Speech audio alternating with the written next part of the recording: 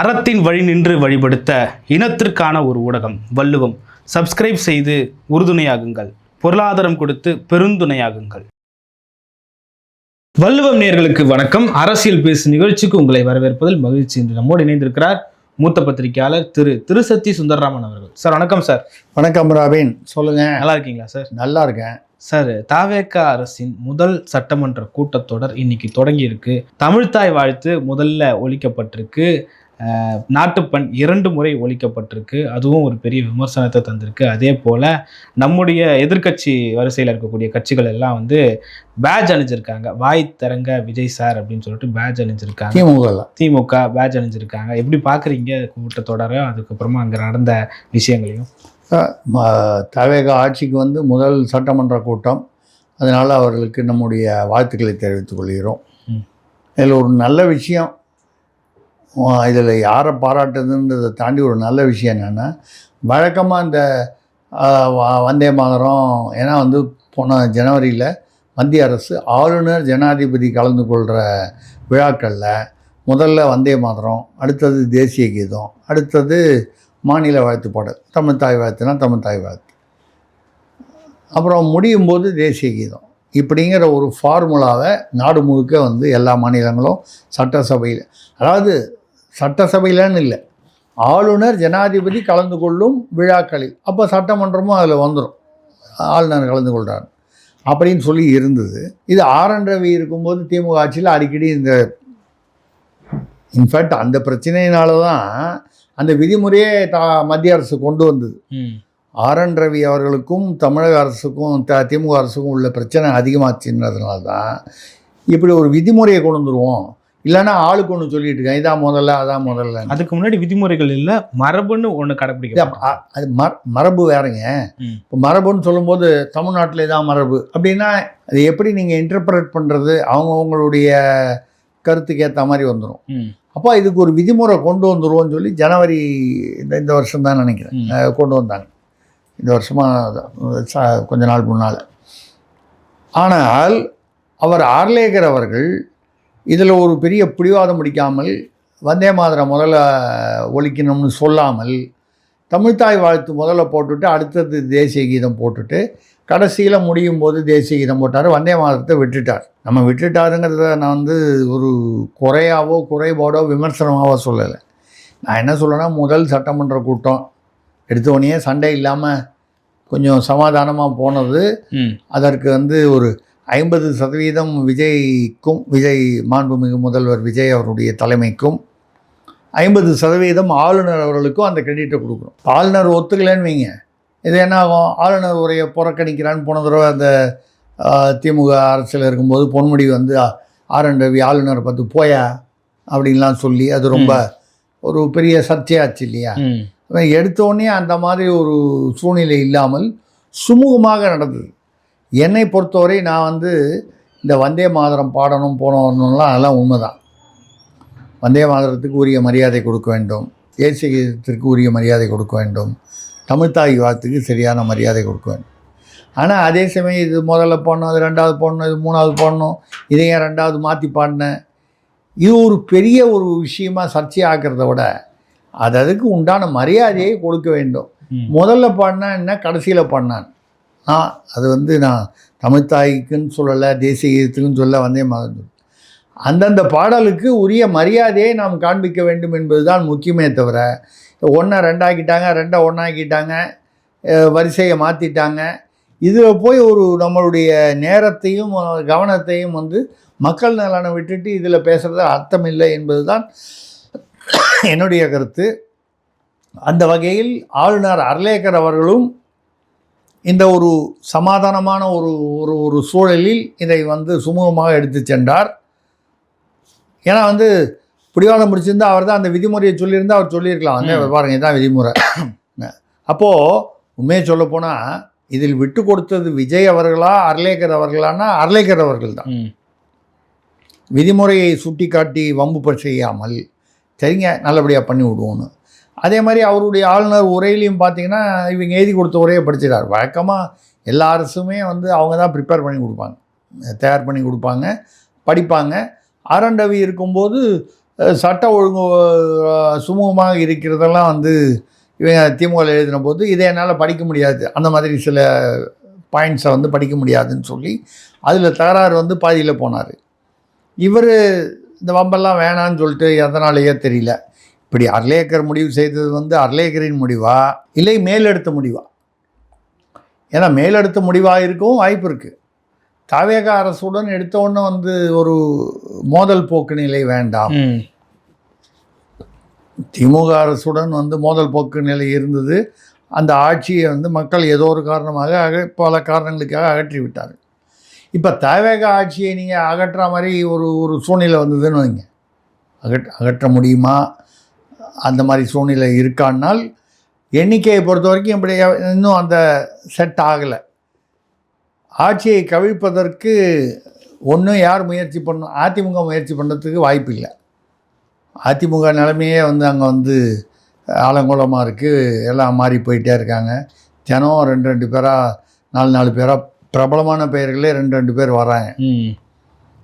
அப்போது ஒன்று இந்த ஆட்சியை கலைக்கணும்னு யார்? திமுக முடிவு பண்ணலாம்னா முயற்சி பண்ணலாம். இல்லை மத்திய பாஜக, அவங்களுக்கு ஒன்றும் நம்பர் இல்லை, ஆனால் அவர்கள் நினைத்தால் வேறு விதமான சில பிரச்சனைகள் கொடுக்க முடியும். அப்படி இல்லாமல் அவங்க என்ன நினைப்பாங்கன்னா, சரி தாவேக ஆட்சியை இப்போ மாற்றிட்டோம்னா மறுபடியும் திமுகவில் வரும். இப்போ தானே கஷ்டப்பட்டு திமுக ஆட்சியை மக்கள் வந்து அகற்றியிருக்காங்க. அப்போ இதை அகற்றி மறுபடியும் திமுக ஆட்சியை கொண்டு வருவதில் அர்த்தம் இல்லை என்ற காரணத்தினால் தாவேக ஆட்சியை கொஞ்ச நாள் 2031 வரையோ 29 வரையோ இல்லை இன்னும் ஒரு ஆண்டு காலத்திற்கோ தொடர்வது தமிழ்நாட்டின் நலனுக்கு, மக்கள் நலனுக்கு ஒரு ஆட்சி, அதாவது ஓரளவுக்கு நிலையான ஆட்சி இருக்கிறது நல்லது அப்படின்றதுக்காக கூட இந்த சுமூக நிலை. ஏன்னா ஆளுநர் என்பவர் நிச்சயமாக டெல்லி மேலிடம் சொல்வதை கேட்டுத்தான் இப்படி தான். இது வந்து ஏதோ பாஜக பீரியட்லலாம் இல்லை, காங்கிரஸ் பீரியடில் இல்லையா? காங்கிரஸ் பீரியடில் காங்கிரஸ் என்ன சொல்லுதோ, மத்திய காங்கிரஸ் தேசிய தலைமை என்ன சொல்லுதோ அதுதான் இங்கே உள்ள சென்னாரெட்டிக்கும் ஜெயலலிதாவுக்கும் தகராறு வரலையா? கலைஞர் பீரியடில் வந்து எனக்கு வேண்டிய பர்னாலாவை வந்து நீங்கள் வந்து கவர்னராக போடுங்கன்னு கேட்டு வாங்கலையா? ஸோ இதெல்லாம் ஒரு ஈக்குவேஷன். அந்த வகையில் என்னை பொறுத்தவரை ஒரு சுமூகமாக இது நடந்தது, இந்த ஆளுநர் உரை வரைக்கும். அதில் கூட அவர் வந்து விசில் சத்தம்லாம் எல்லாம் அன்றுள்ள அவங்க விசில் புரட்சி எல்லாம் திமுகவுக்கு எதிரான சில வார்த்தைகளும் அதில் இருந்தது இருக்குது. அது சாஃப்ட் கார்னர் பண்ணுற வகையிலும் இருந்தது. அதான் சொல்கிறேன்.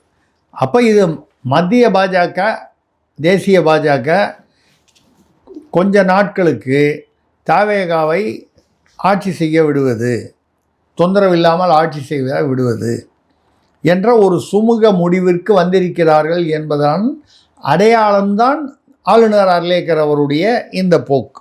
ஓகே சார், ஒவ்வொரு ஆண்டும் சட்டமன்ற கூட்டத்தொடர் தொடரும் பொழுது ஆளுநர் வெளிநடப்பு செய்யறதும் லோக்பவன்லேருந்து அறிக்கை வர்றதும் ஒரு வாடிக்கையாக இருந்த நிலைக்கு முன்னாடி மாறி இருக்கு. அதான் இருக்குன்றது அதான் சொல்கிறேன். ஸோ அந்த வகையில் இந்த சுமூகமாக இருப்பது, நீங்கள் வந்து இதில் வந்து அரசியலை தாண்டி மக்களுக்கு சட்டமன்றம் ஒழுங்காக நடக்குதுன்ற ஒரு சந்தோஷம்.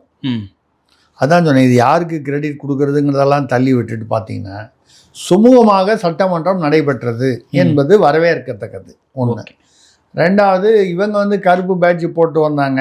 அது வந்து என்ன அதில் எழுதியிருந்தாங்க, வாய் திறங்க விஜய் சார், வாயை திறங்க விஜய் சார்னு. தமிழ்நாட்டில் சட்டமன்றம் இப்படி சட்டம் ஒழுங்கு இப்படி இருக்கு, வாய் திறங்க விஜய் சார் அப்படின்ற இல்லை. அதாவது எதிர்கட்சி என்ற முறையில் அவர்களுக்கு விமர்சனம் செய்வதற்கான எல்லா உரிமைகளும் இருக்கிறது. ஆனால் என்னென்னா, ஈயத்தை பார்த்து இழிச்சு தான் பித்தளைன்னு ஒரு வார்த்தை உண்டு, ஒரு பழமொழி உண்டு. நீங்கள் என்ன தமிழ்நாட்டில் நடக்கிற, நம்ம வந்து தாவேக ஆட்சியில் பாலியல் வன்முறைகள் அதிகமாக நடந்து கொண்டிருக்கின்றன, கொலை குற்றங்கள் அதிகமாக நடந்து கொண்டிருக்கின்றன. அதாவது என்ன சொல்ல வர்றோம்னா, திமுக ஆட்சியில் எப்படி நடந்து கொண்டிருந்ததோ அதே மாதிரி தொடர்ந்து தாவேக ஆட்சியிலும் நடந்து கொண்டிருக்கிறது. ஆனால் இதை வந்து திமுக வந்து எதிர்த்து கேட்பது தான் வந்து நமக்கு வந்து அடையடைய ஆச்சரியக்குறியாக இருக்குது. ஏன்பா அப்போல்லாம் தெரியலையா உங்களுக்கு சட்ட ஒழுங்கு தமிழ்நாடு அமைதி பூங்காவாக இருக்கிறதுன்னு? அமைதி பூங்கானா எங்கேயா பூங்கா பார்த்துருக்கீங்களா? பூங்கானா என்னன்னு தெரியுமா? அப்படிங்கிற மாதிரி தான் இருந்துச்சு அன்னைக்கு இருக்கும்போது. ஆனால் இப்பொழுது வந்து நம்ம வந்து அதனால் வந்து தாவேக ஆட்சியில் வந்து அமைதி பூங்காக இருக்கிறது என்று நாம் சொல்ல வரவில்லை. அதே மாதிரி தொடர்ந்து நடந்து கொண்டிருக்கிறது. இப்போ பார்த்தீங்கன்னா ஒரு 38 நாளில் சுமார் 150 பாலியல் வன்முறை நிகழ்வு நடந்திருக்கு. எடப்பாடி பழனிசாமி ஒரு கணக்கு சொல்கிறாரு, உதயநிதி ஒரு கணக்கு சொல்கிறாரு.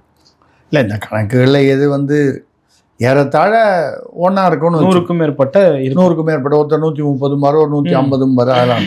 இப்போ நயனா நாகேந்திரன் சொன்னார் 2 நாள்லேயே 17 பாலியல் குற்றங்கள் நடந்துக்கிட்டு தான் இருக்குது. இதில் வந்து ரொம்ப அதிர்ச்சிகரமான ஒரு விஷயம் என்னென்னால், ஒரு 33 தாவேகா நிர்வாகிகள் இந்த பாலியல் குற்றங்களில் அல்லது கஞ்சா குற்றங்களில் ஈடுபட்டிருக்கிறார்.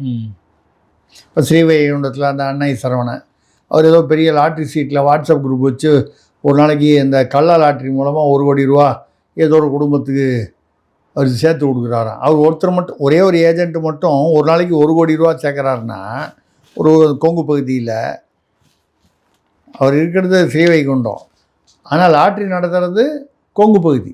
இது எங்கே இருக்குது? ஸ்ரீவைகுண்டம், தூத்துக்குடி, தென் தமிழ்நாடு, அது கொங்கு மேற்கு. ஆனால் தொழில் பண்ணது எங்கே வேணாலும் பண்ணலாமே.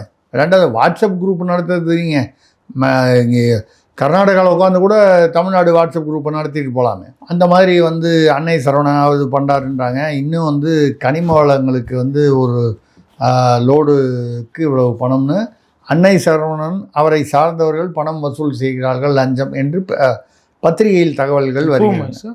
ஆமாம், அன்னை சரவணன் பிரபு அமைச்சராக பொறுப்பேற்ற பிறகு அது பண்ணிவிட்டு அதுக்கப்புறம் மேலே ட்ரோன் வச்சு அவர் வந்து ஆய்வுக்கு போகும்போது அந்த லைட்லாம் போச்சே. அதுக்கப்புறமும் மதுரையில் வந்து கல் குவாரிகள் 11 குவாரிகள் ஏற்கனவே மூடப்பட்டன. அந்த மூடின குவாரிகள்லாம் வந்து நாங்கள் மூடிட்டோம்னு இவங்க அது ஏற்கனவே தடை செய்யப்பட்ட. ஆனால் மதுரையில் மொத்தம் நீங்கள் வந்து அப்படின்னா 11 குவாரி தான் இருந்துச்சான்னு பார்த்தீங்கன்னா 100கணக்கான குவாரிகள் இருக்குது.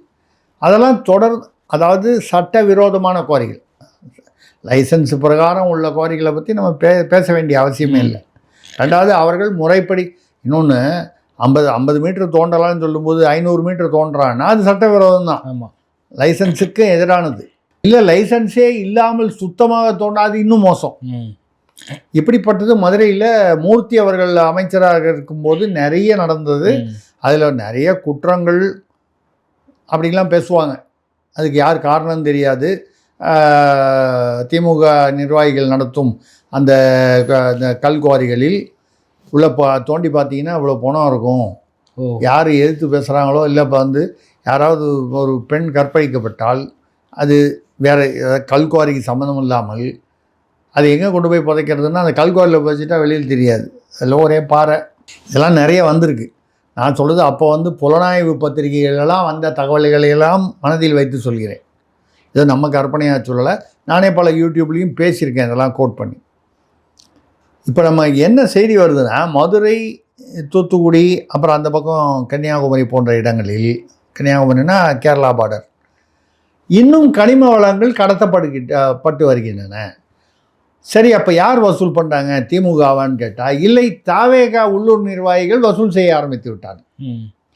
அப்போது மாப்பிள்ளை மாறினாலும் சட்டம் அதே தான் வச்சுக்கிறதா அது எப்படின்னு தெரியல. கனிம வளங்கள் தொடர்ந்து கடத்தப்படுகின்றன, லஞ்சம் வசூலிக்கப்படுகிறது. வசூல் செய்தது முன்னால் திமுக ஆட்கள் அல்ல நிர்வாகிகள், இப்போது தாவேகார். நம்ம எல்லா மாவட்டத்திலையும் இப்படி நடக்குதுன்னு சொல்லலை. எங்கெங்கே அப்படியெல்லாம் புகார்கள் வருகிறதோ அதை பற்றி மட்டும்தான் சொல்லணும். சில நல்ல விஷயங்களும் இவங்க வந்து முயற்சி பண்ணிக்கிட்டு இருக்காங்க. இப்போ கூட பார்த்தீங்கன்னா இந்த தனியார் பள்ளி கூட்டமைப்புலேருந்து இந்த நிர்வாகி பேசியிருக்காரு. இதுக்கு முன்னால் திமுக ஆட்சியில் வந்து இந்த என்ஓசி, நோ அப்ஜெக்ஷன் சர்டிஃபிகேட்டு, அவங்க அந்த தனியார் பள்ளிக்கு லைசன்ஸ் இருக்கு இல்லையா, ரினியூவலுக்கு போனால் குறைஞ்சபட்சம் 5 லட்ச ரூபாய் இல்லாமல் லஞ்சம் இல்லாமல் நடக்காது. சில சமயங்களில் பள்ளி பெருசாக இருந்ததுன்னா இல்லை வந்து புது லைசன்ஸ் வேணும்னா 20 லட்ச ரூபா, ரினியூவலுக்கு 5 லட்ச ரூபா திமுக ஆட்சியில். இந்த ஆட்சியில், தாவேகா ஆட்சியில் 5 பைசா லஞ்சம் இல்லாமல் 1000 பள்ளிகளுக்கு என்ஓசி கொடுத்த ரினியூவலுக்காக மறுபதிப்புக்காக கொடுத்தார்கள் என்று வெளிப்படையாக பேட்டி கொடுத்திருக்கிறார். தனியார் பள்ளிகள் கூட்டமைப்பு, அவர் இளங்கோவனும் என்னமோ நிர்வாகி, அவரை சுற்றி 2-3 பேர் இந்த மற்ற நிர்வாகிகளாங்க. இது உண்மை என்றால் என்ன சார்? இது உண்மை என்றால் நடுவில் ஒரு கொக்கி போகிறீங்க. இது தெரியல. இந்த தாவேக ஆட்சியில் எது ரீல்ஸு எது ரியல்ஸுன்னு தெரியல. சிங்கப்பெண் படையில் 3 பேரை துரத்திக்கிட்டு போகிறாங்க. நான் ஏன் வந்து அந்த உண்மை என்றால்னு ஒரு கிளாஸ் போடுறேன்னா, சிங்கப்பெண் படையில் லத்தி கூட அவங்களுக்கு இன்னும் வாங்கி கொடுக்கல பாவம். எதை வச்சு துரத்திட்டு போவாங்கன்னு தெரியல. யூனிஃபார்மே அவங்க சொந்த காசு இல்லை சார். 2400 வாங்கிட்டு போட்டாங்க, ரைட்டு. லத்தி கூட வாங்கி கொடுக்கல. அவங்க வந்து புலன் விசாரணை அவங்க பண்ண மாட்டாங்களாம், மகளிர் வழக்கமான காவல் நிலையத்தில் பண்ணுவாங்களாம். அப்புறம் வந்து வழக்கு பதிகிறதும் அவங்க பண்ண மாட்டாங்களாம். இது எப்படி மேட்ச் ஆகும்? இப்போ போய் இவங்க போய் பிடிக்கிறாங்க. இல்லை யார் கூட சாட்சி இருந்தாங்க, சிசிடிவி இருந்துச்சா, அந்த கடைக்காரன் பார்த்துக்கிட்டு இருந்தானா, அந்த லேடி கூட இறந்தாங்க, இதெல்லாம் யாருக்கு தெரியும்? துரத்தி பிடிச்சவங்களுக்கு தான் தெரியும். ஓகே, இவங்க கொண்டு போய் அங்கே விட்டுட்டாங்கன்னா அங்கே ஸ்டேஷனில் இருக்கிறவங்களுக்கு இந்த காட்சிகள், நடந்த சாட்சிகள் இதெல்லாம் தெரியாது. இவங்க சொல்லி தான் அவங்களுக்கு தெரியும். அதுக்கப்புறம் அவங்கள தேடிட்டு போய் அங்கே ஒருத்தர் கருப்பாக உயரமாக சுறுசுறுன்னு சுருட்டையாக முடி வச்சுட்டு இருந்தார், அவர் யாருன்னு தேடி, இதுக்கு அந்த பெண் படைக்கு வந்து எல்லா அதிகாரமும் முறையாக ஒரு காவல்துறைக்கு என்ன அதிகாரம் உண்டோ, வழக்கு பதிகிறது, புலனாய்வு எல்லாமே கொடுக்கணுங்கிறது என்னுடைய இது. இல்லை ஒரு எங்கேயோ ஒரு இடத்துல 3 பேர் ஓடுறாங்க, ஒரு பெண்ணிடம் தகாத முறையில் நடந்து கொள்ள முயற்சி செய்தார்கள், ஈவ்டீசிங் பண்ணாங்க. 3 பேர் திரும்பி பார்த்துட்டு ஓடுறாங்க. அதை யாரோ ஒரு எஸ்ஐ வந்து துரத்துறாங்க. சரி, ரைட்டு, இவங்க அது நல்ல விஷயம் செய்கிறாங்க. நமக்கு ஒரு கேள்வி என்ன வருதுன்னா, ஃபுல்லாக அவங்க ஓடுற வரைக்கும், எண்டு ஓடுற வரைக்கும் எங்கேயோ அங்கங்கே காட்டு பாதை மாதிரி இருக்குது, கொஞ்சம் கிராமப்புற இது மாதிரி, அது ஃபுல்லாக யாரோ வீடியோ எடுத்துருக்காங்க. சாதாரணமாக ஒரு ஆள் கலாட்டா பண்ணுறான், அதை வந்து ஒரு போலீஸ் எஸ்ஐ அந்த சிங்கப்பெண் படை துரத்திக்கிட்டு போகிறாங்க. ஒருத்தர் போகிறாங்க, இல்லை 2 பேர் போவாங்க, அவ்வளோதான் இருக்கும். துரத்திக்கிட்டு போகும்போது கையில் வீடியோவும் எடுத்துகிட்டு போவாங்களா? பிடிச்சிட்டு வந்ததுக்கப்புறம் அவனை வீடியோ எடுத்து போட்டால் அது வேறு விஷயம். ஓடுற போதே துரத்திக்கிட்டு அவன் ஒரு அடி நாந்து போகும்போதும் திரும்பி பார்த்துட்டு அவன் துரத்தி போகிறான்னா, இது வீடியோவுக்காக செட்டப் பண்ணப்பட்டதா என்ற ஒரு யூகமும் சந்தேகமும் எழுகிறது. ஸோ அதனால தான் சொன்னேன், இந்த தனியார் கூட்டமைப்பு என்பது அவர் சொல்வது உண்மையாக இருந்தால், ஊழல் தடுக்கப்பட்டிருந்தால் வரவேற்கத்தக்கது, பாராட்டத்தக்கது. இந்த மாதிரி சில விஷயங்கள் வந்து நல்ல விஷயங்கள் நடக்கும்போது அதை நாம் வந்து வரவேற்றால்தான் நமக்கு விமர்சனம் செய்வதற்கான உரிமை கிடைக்கும். வெறும் விமர்சனமாகவே பண்ணிட்டு நல்ல விஷயம் வந்தால் வரவேற்க மாட்டேன்னு இருக்கிறது வந்து ஒரு ஆரோக்கியமான ஒரு என்ன சொல்கிறது மீடியாவுடைய நிலையாக இருக்க முடியாது. நீங்கள் தப்பு பண்ணும்போது தட்டி கேட்குறதுக்கு உங்களுக்கு உரிமை இருக்குது, நல்லது நடந்தால் அதை பாராட்ட வேண்டும். அந்த வகையில் இது ஒரு பாராட்டக்கூடிய செயலாக தெரிகிறது. அதே சமயத்தில் கனிம வளங்கள் விஷயங்களில் இன்னும் பல மாவட்டங்களில் வந்து தவறுகள் நடப்பதாக தெரிகிறது. அதை கவனித்து அவர்கள் செய்ய வேண்டும் என்பது தான் நம்ம சொல்லக்கூடியது. ஓகே சார், சட்டமன்றத்தில் எதிர்ப்பு தெரிவிக்க காத்திருக்கும் எதிர்க்கட்சிகள் இன்னும் 3 நாள் இருக்குது. சட்டமன்ற கூட்டத்தொடர் 19, 20, 21 என்ன நடக்க போகுது சட்டமன்றத்தில்? 22, 23 அன்னைக்கு தான் முதல்வர் அவர்கள் அவருடைய உரை அப்படின்னு நினைக்கிறேன், பார்த்தேன் ஞாபகம் எனக்கு. 23ஆம் தேதி என்னமோ தான் முதல்வர், நடுவில் ஞாயிற்றுக்கிழமை வருதுன்றதுனால இருக்கும்னு நினைக்கிறேன்.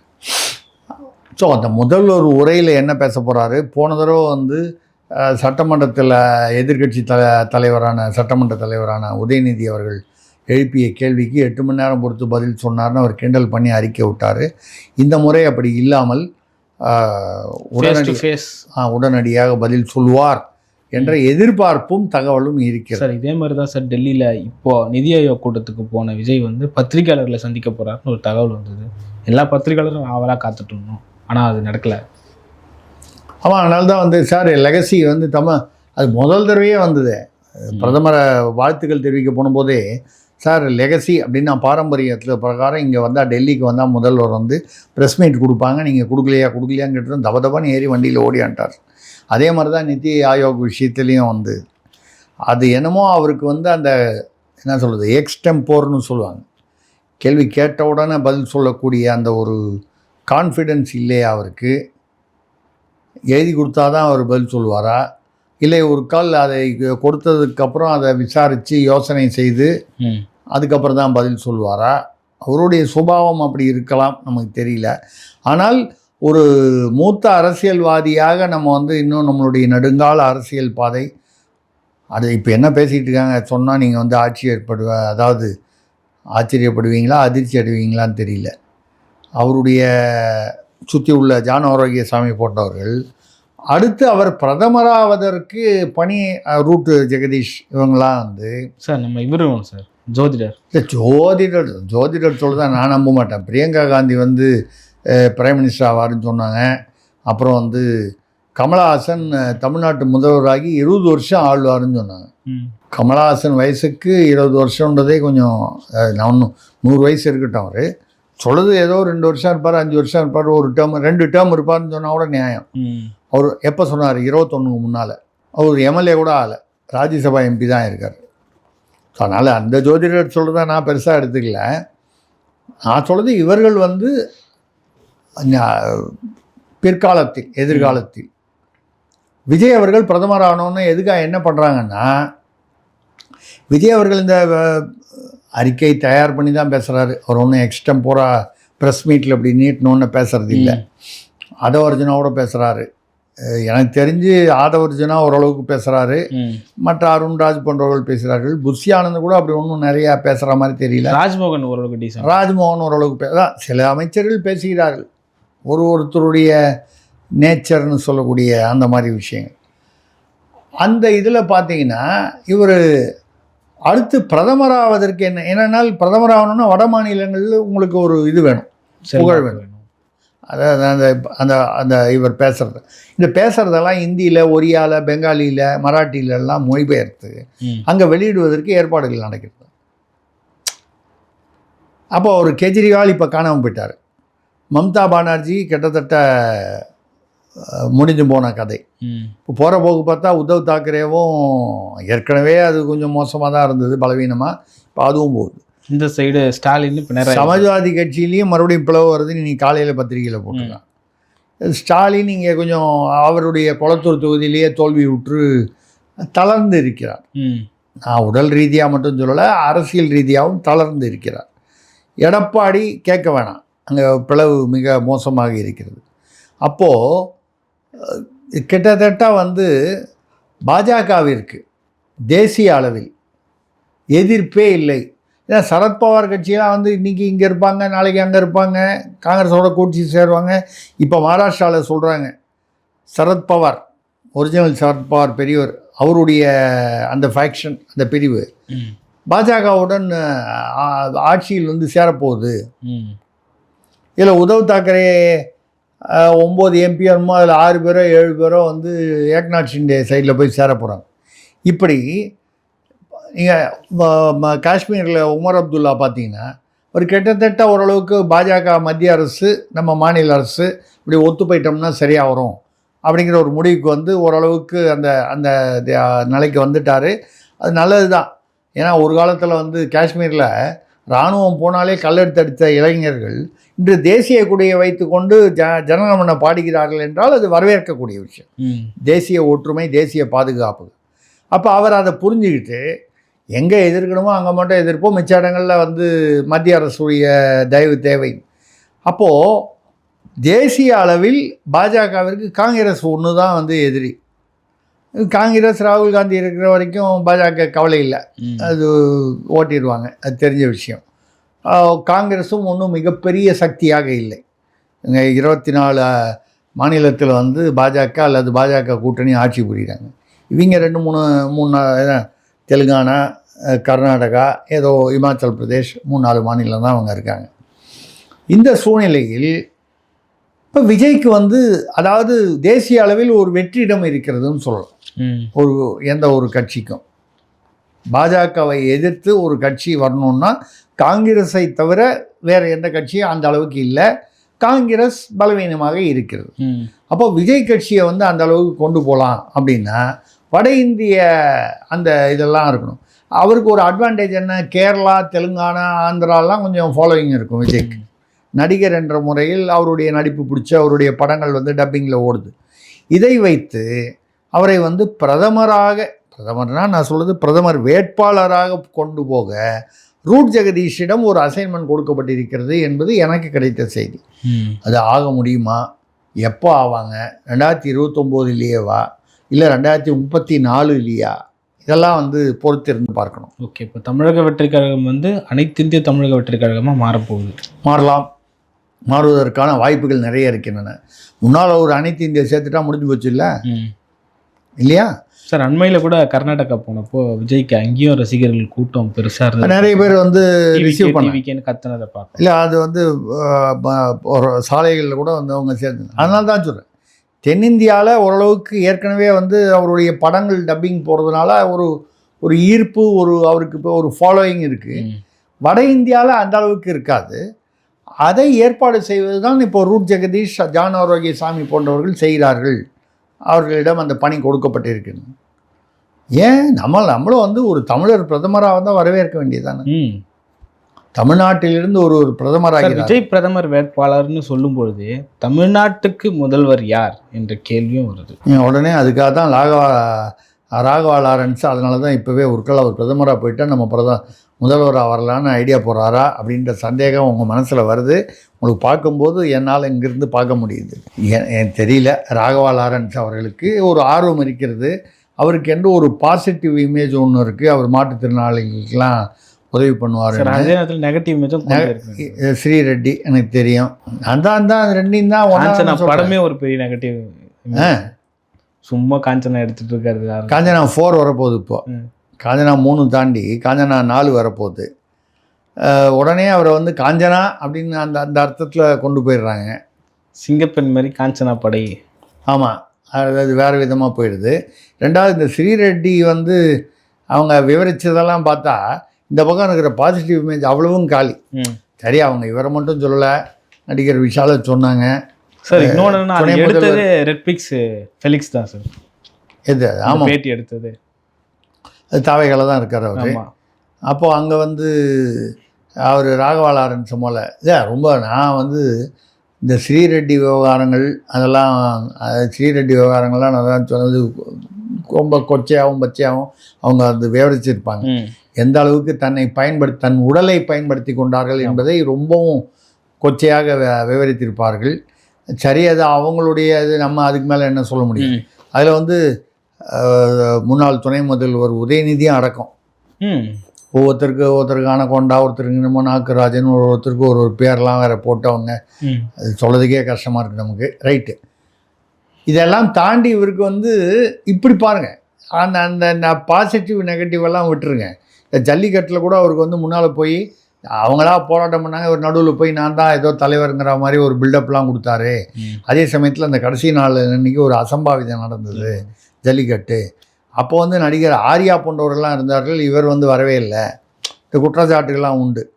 சரி, இதெல்லாம் தாண்டி நாம் பொதுவான ஒரு நடுநிலையில் விஜய் அவர் வந்து சினிமா ஈர்ப்பு அப்படிங்கிற ஒன்றை மட்டுமே வச்சுட்டு தான் வந்து அரசியல் கட்சி ஆரம்பித்து இன்றைக்கி ஆட்சியில் இருக்கார். இல்லைன்னா விஜய்க்கு என்ன அரசியல் நிர்வாகத்தை திறமை இருக்கிறதா, இருக்கா இல்லையா தெரியாது. அனுபவம் இருக்கிறதா? இல்லை. அனுபவம் இருப்பதாக நிரூபணம் எதுவும் இல்லை, ஆதாரம் எதுவும் இல்லை. அவருக்கு கீழே இருக்கிறவங்களுக்கும் ஒன்றும் யாரும் பெருசாக அரசியல் அனுபவம் உள்ளவங்க யாரும் கிடையாது.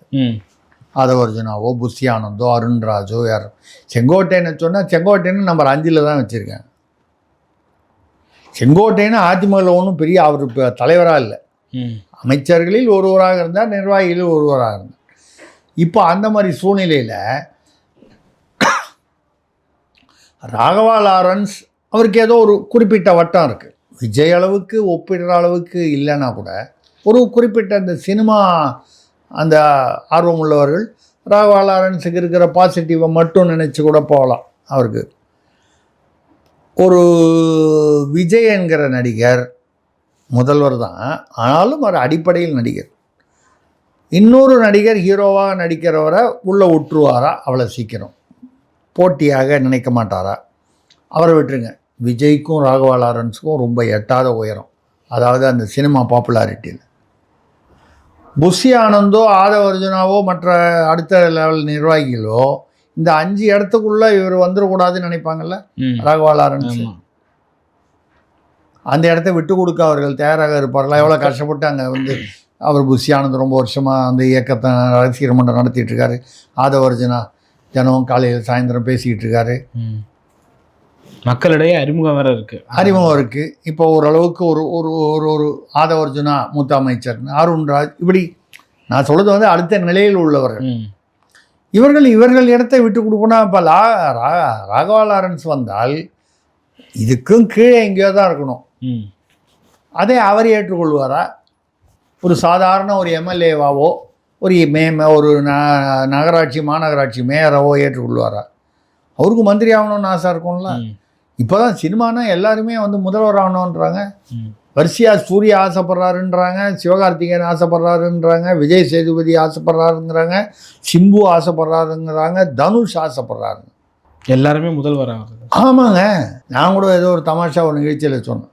பேசாமல் செங்கல்பட்டுக்கு ஒரு முதல்வர், திண்டிவனத்துக்கு ஒரு முதல்வர், தூத்துக்குடிக்கு ஒரு முதல்வர், திருநெல்வேலிக்கு ஒரு முதல்வர், இப்படி தான் வச்சிடலாம். இல்லைன்னா நம்ம எங்கே போகிறது? இத்தனை முதல்வர்களையும் நம்ம வந்து சாத்தியமா? இல்லை, யார் மக்கள் விரும்புவாங்க அது வேறு விஷயம். பட் இவ்வளோ பேருக்கும் ஆர்வம் இருக்குதுன்னு தெரியுது அவங்கவுங்க பேசுகிற சில விஷயங்களை பார்த்து. ஸோ இப்போ நம்ம என்ன சொல்கிறோன்னா, இதெல்லாம் ரைட்டு, ஒரு நல்ல விஷயத்தில் சட்டமன்றம் ஆரம்பிச்சிருக்கு.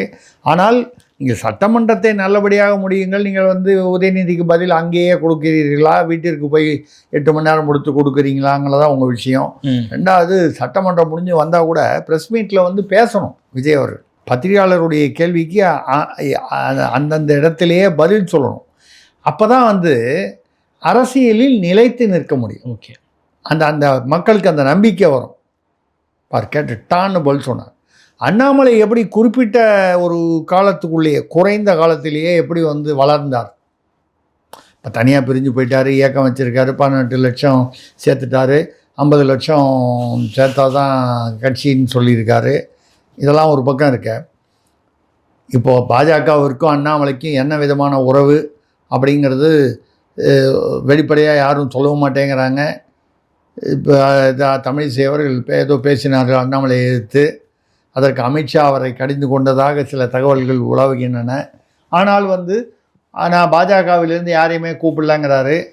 18 லட்சம் பேரில் எல்லாருமே தமிழ்நாட்டு சேர்ந்த வாக்காளர்களாக இருப்ப வாய்ப்பில்லைன்னு சொல்கிறாங்க. இருக்கட்டும், இப்போ தானே ஆரம்பிச்சிருக்காரு. அவர் கொஞ்சம் கொஞ்சமாக வளர்க்கட்டும், வளர்ந்து வரட்டும். புதியவர்கள் அரசியலுக்கு வந்தால் நம்ம வந்து யாருமே வரக்கூடாதுன்னு சொல்லக்கூடாது. இருக்கிற அதே கட்சியோடு தான் திமுக அதிமுகன்னு இருக்கணுமா? தவேக வர மாதிரி அண்ணாமலையும் வரட்டுமே. சரி, அப்போ பாஜக வரக்கூடாதா? பாஜகவுக்கு எதிராக அண்ணாமலை ஆகும். எனக்கு தெரிஞ்சு பாஜகவும் அண்ணாமலையும் இது வரைக்கும் வெளிப்படையாக ஒன்றும் எதிர்த்து பேசிக்கல. சில பேர் இப்போ அண்ணாமலை இயக்கத்துக்கு போயிட்டு திருநெல்வேலி இன்னும் சில மாவட்டங்களில் வந்து மறுபடியும் மீண்டும் வந்து பாஜகவில் இணைந்து விட்டதாக சில செய்திகள் வருகிறது. இதெல்லாம் நடக்கட்டும்.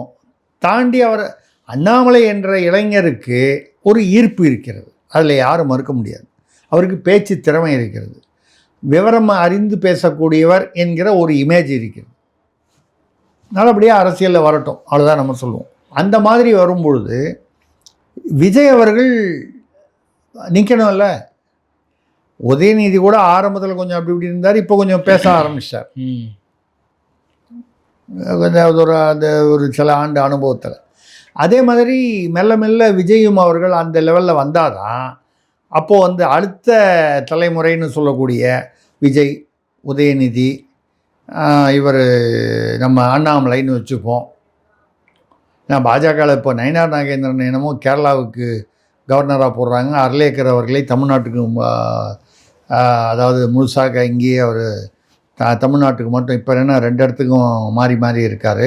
அது இங்கே இங்கே போடுறதா சொல்கிறாங்க. போடலாம், என்ன நாகேந்திரனை போடலாம் அப்படின்னு பத்திரிகை செய்திகள் சொல்கிறது. அப்போ தமிழ்நாட்டுக்கு யாராவது ஒரு இளைஞரை வந்து போடணும். குடி வரைக்கும் ஏற்கனவே தேர்தலில் தோற்றுக்கிட்டு கொஞ்சம் அவ்வளவாக இமேஜ் சுமாராக இருக்கக்கூடியவங்களை போட்டால் பாஜக வளருவதற்கு வாய்ப்பில்லை. இப்போ யாராவது ஒரு இளைஞரை தேர்ந்தெடுத்து போட்டால் தான் அடுத்த ஒரு 2029க்குள்ளே ஓரளவுக்கு பாஜக தமிழ்நாட்டில் ஒரு பழையபடி நிமிர முடியும்.